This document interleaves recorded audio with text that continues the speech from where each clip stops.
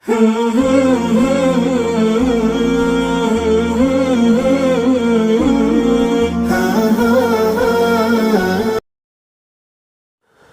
اللہ الرحمن الرحیم۔ آج کا یہ جو ہمارا تیسرا سیشن ہے، اس میں ہم یہ سمجھنے کی کوشش کریں گے کہ جب انسان کی زندگی کا کوئی مقصد یا کوئی ایک منزل متعین نہیں ہوتی تو پھر انسان بہت ساری چیزوں کو اپنی زندگی کے مقاصد میں شامل کر لیتا ہے، بہت ساری چیزوں کو اپنی زندگی کا جو نصب العین ہے وہ بنا لیتا ہے۔ کیسے کہ اگر آپ کی زندگی کا کوئی مقصد نہیں ہے تو آپ کے ذہن کے اندر احساس جرم یہ ایک مقصد بن جاتا ہے۔ احساس جرم کیا چیز ہوتی ہے کہ ماضی میں آپ نے کوئی گزرے ہوئے زمانے میں آپ نے کوئی گناہ کیا ہے یا کوئی جرم کیا ہے، آپ نے اس کے اوپر توبہ بھی کر لی ہے، پھر بھی وہ بار بار وہ گناہ آپ کو ستا رہا ہے۔ یار یہ مجھ سے نہیں ہونا چاہیے تھا، کاش کہ اس کا کسی کو پتہ نہ چل جائے، وہ یار یہ نہیں کرنا چاہیے تھا، حالانکہ توبہ بھی کر لی ہے۔ اور فرمایا کہ التائب من الذنب کمن لا ذنب لہ، جب گناہ سے توبہ کر لیے تو گناہ سے توبہ کرنے والا ایسے جیسے کہ اس سے گناہ ہوا ہی نہیں ہے۔ اللہ تعالیٰ نے اعمال نامے سے بھی مٹا دیا اور اس کے دل سے بھی تک نہیں مٹا، اور یہ اسی کے اندر گھسا ہوا ہے، اور اس کی زندگی کا سارا مقصد یہ ہے کہ یار اس کا کسی کو نہ پتہ چل جائے۔ یہ اس نے اپنی زندگی کا مقصد بنایا ہوتا ہے۔ اور بعض لوگوں نے اپنی زندگی کا مقصد چونکہ متعین نہیں ہے تو انہوں نے اپنی زندگی کا مقصد ناراضگی اور برہمی کو بنایا ہوتا ہے۔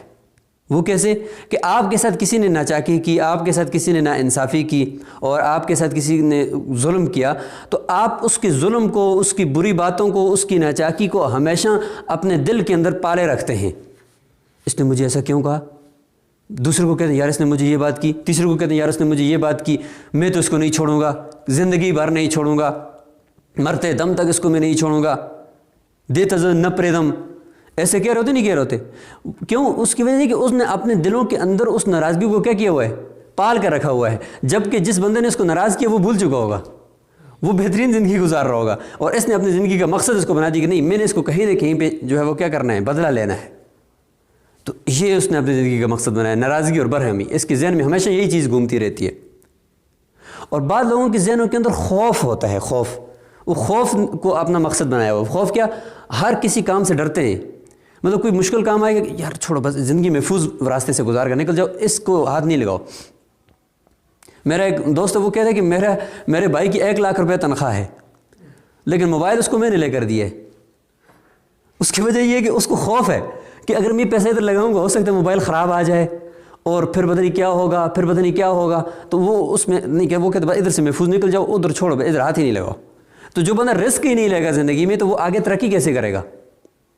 کچھ نہ کچھ خرچ کرنا پڑتا ہے، کچھ نہ کچھ اپنے وقت کو دینا پڑتا ہے، تب جا کر انسان بنتا ہے۔ اگر وہ بندہ کہ یار نہیں بس میں پانی کی طرف نہیں جاتا ہوں، میں ادھر ٹھیک ہوں، تو وہ پیسہ مر جائے گا نا۔ تو خوف ہمارے ذہنوں کے اندر ہے، کبھی وہ خوف مطلب گزشتہ کسی کام کے اوپر ہے، یا کبھی یہ کہ خاندان ہمارا ایسا ہوتا ہے کہ وہ ہمیں آگے ترقی کرنے نہیں دیتا، وہ اس کا خوف ہوتا ہے۔ کبھی ہماری گھریلو زندگی کچھ اس طرح کی ہوتی ہے کہ وہ ہم آگے نہیں بڑھنے دیتی، اس کا خوف ہوتا ہے۔ بیماری کا خوف، گناہ کا خوف، خاندان کا خوف، اس طرح کے مختلف خوف جو ہوتے ہیں، یہ ایک خود نما قید خانہ ہے جو ہمیں وہ نہیں بننے دیتا جو اللہ تعالیٰ ہم سے چاہتے ہیں۔ تو یہ خوف ہماری زندگی کا نصب العین ہو جاتا ہے۔ اور بعض لوگوں نے اپنی زندگی کا مقصد مادہ پرستی کو بنا دیا ہے۔ انہوں نے یہ سمجھ رکھا ہے کہ یہ جو مال ہے، شاید یہ مال جس کے پاس زیادہ ہوگا عزت اس کے پاس زیادہ ہوگی، تو وہ کوشش کرتے ہیں کہ کیا کریں، مال کو زیادہ سے زیادہ حاصل کرنے کی کوشش کرتے ہیں، زیادہ سے زیادہ مال اپنے پاس لاتے ہیں تاکہ وہ کیا ہو جائے، ہمیں عزت مل جائے گی اور ہم کامیاب ہو جائیں گے، جبکہ مال کے اندر تو کامیابی نہیں ہے نا۔ اب جتنا بھی مال وہ لیتا ہے، حاصل کرتا ہے، لیکن اس کی جو عزت ہے لوگ نہیں کر رہے ہوتے،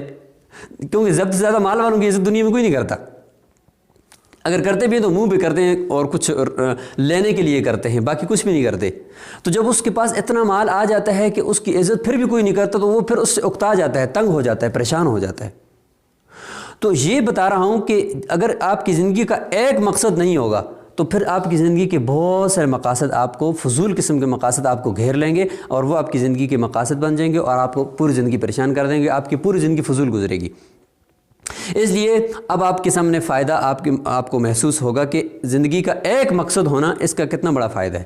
اگر زندگی کا ایک مقصد ہوگا، آپ کی ٹینشنیں ختم ہو جائیں گی، آپ کی پریشانیاں ختم ہو جائیں گی، آپ اسی مقصد کے لیے کام کر رہے ہوں گے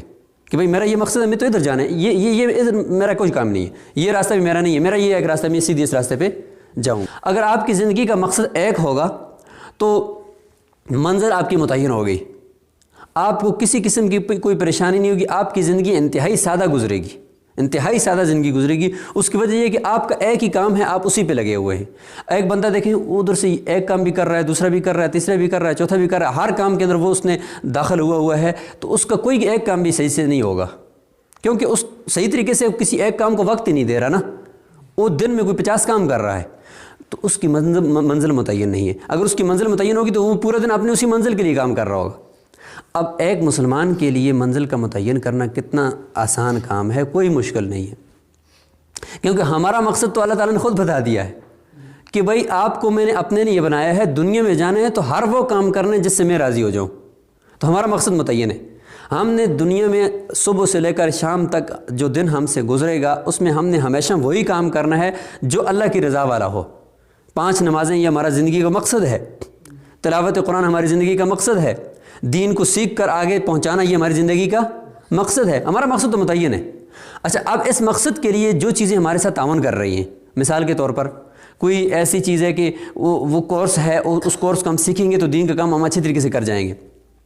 تو اس کو ہمیں کرنا ہوگا، وہ ہماری زندگی کا مقصد ہے۔ تو جو چیز ہمارے اس مقصد سے ریلیٹڈ ہوگی وہ ہم نے کرنی ہے بس، اور جو اس سے ہٹ کر ہوگی، مثلا فلم دیکھنا، یا یہ کہ کرکٹ کا میچ دیکھنا، یا یہ کہ اس دوران یہ بہت زیادہ وقت ان چیزوں میں ضائع ہوتا ہے نا، یا یہ کہ گیم کھیلنا، یہ ہماری زندگی کا مقصد ہے، یہ ہمارا جو اصل مقصد ہے اللہ کی رضا، اس کی طرف لے جا رہا ہے ہمیں، تو یہ جتنے بھی کام ہیں وہ خود بخود کیا ہو جائیں گے، چھانٹی ہوتے جائیں گے، ختم ہو جائیں گے، ہماری زندگی کے مقصد کی طرف جتنے بھی کام ہوں گے ہم وہ کر رہے ہوں گے، تو خود بخود زندگی اچھی گزرے گی نہیں گزرے گی؟ بد نظری ہماری زندگی کا مقصد نہیں ہے، کیونکہ اللہ سے ہمیں دور کرتی ہے قریب، تو لہٰذا یہ ہمیں فوراً چھوڑنی ہوگی، تو یہ ایک کرائٹیریا بن گیا نا۔